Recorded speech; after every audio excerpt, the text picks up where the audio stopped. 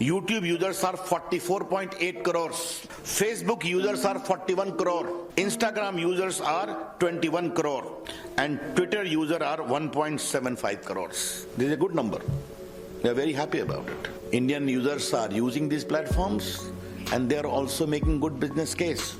Welcome. But what has happened, as I indicated in the very beginning, concerns are being raised over the years about rampant abuse of these social media platforms. The government has announced new rules for social media platforms, OTT players, and digital media. They will regularize the use and abuse of popular online platforms. Here's a simple breakdown of the new government guidelines.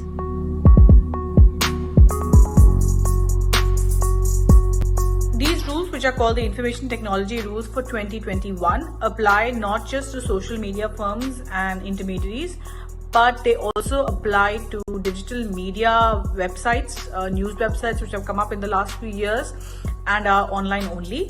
And they also apply to OTT platforms, which is over-the-top content players such as your Netflix, your Amazon Prime Video, or Palaji. Everyone is covered by these new rules, which also include a digital media ethics code.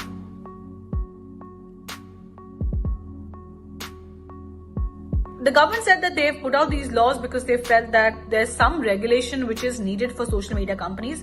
Now, this is a topic of debate worldwide, not just in India, and various countries are taking different kinds of paths regarding how to regulate big tech companies.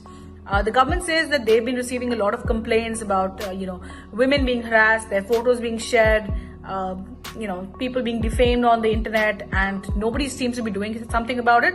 That's why they have come up with this code, and that they want companies to self-regulate and in order to ensure that users are not harmed.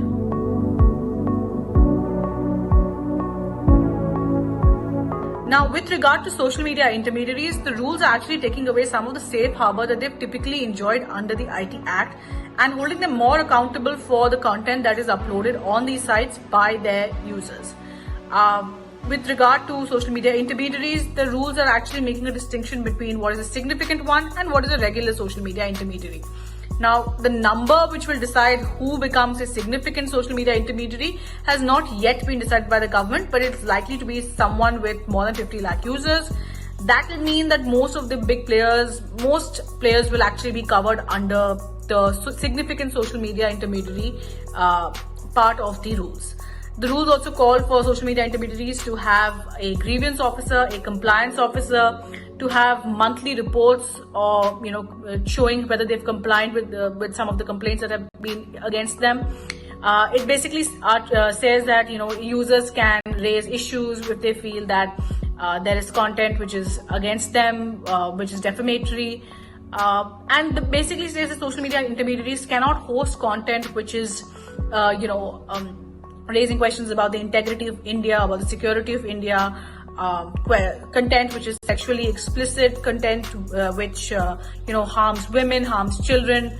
All of that kind of content which is typically illegal cannot be hosted by them, and they need to proactively make sure that this is removed, and they need to make a monthly report to show that they are actually doing what they say.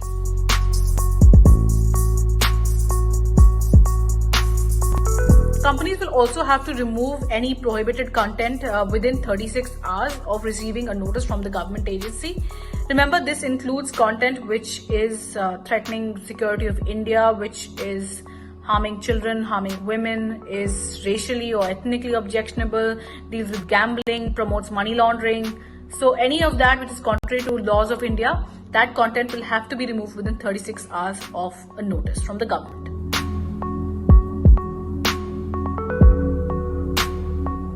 Now, companies will have to actually acknowledge these reports or complaints from users within 24 hours, and the grievance officer will have to ensure that something is done about it and they are resolved within 15 days at the very least.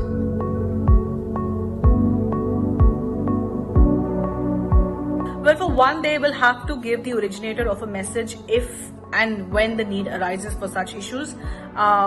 this means that WhatsApp might be required to break end-to-end encryption, because end-to-end encryption means that nobody can read the contents of the message, and they don't even know who is sending what message to whom. So WhatsApp doesn't actually collect that data, and this poses a new set of problems for the app.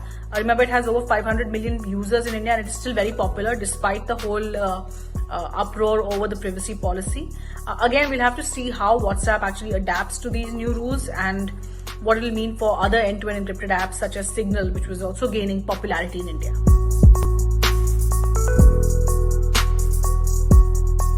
Now, OTT platforms such as your Netflix, Amazon Prime Video, they will also have to keep a tighter watch on the content that they are uploading on their platforms. The government says this is being done to ensure that there's some kind of level playing field, because films are typically censored in India. There's a censor board. The government says that they want them to self-regulate, that they want these platforms to self-regulate, and that they should categorize the content based on whether it is suitable for 13-year-olds, 16-year-olds, or whether it's meant for adults. So all adult content they will have to make sure that a child cannot see it. They should have parental locks. According to the rules, by the way, anyone under 18 is considered to be a child, and they'll have to add labels to content.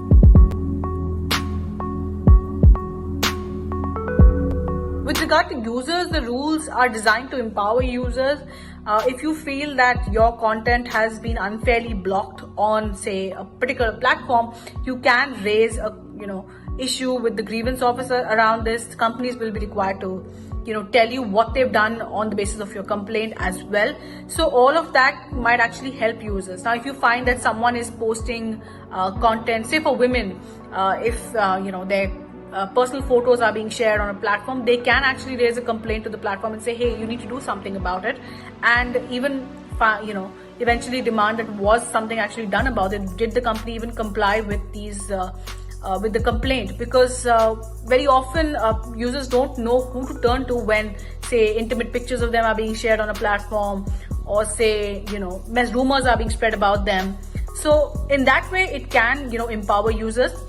But it also means that users also need to keep in mind what content that they are uploading on these platforms. They also need to make sure that they're not uploading anything which is illegal or which can be considered illegal.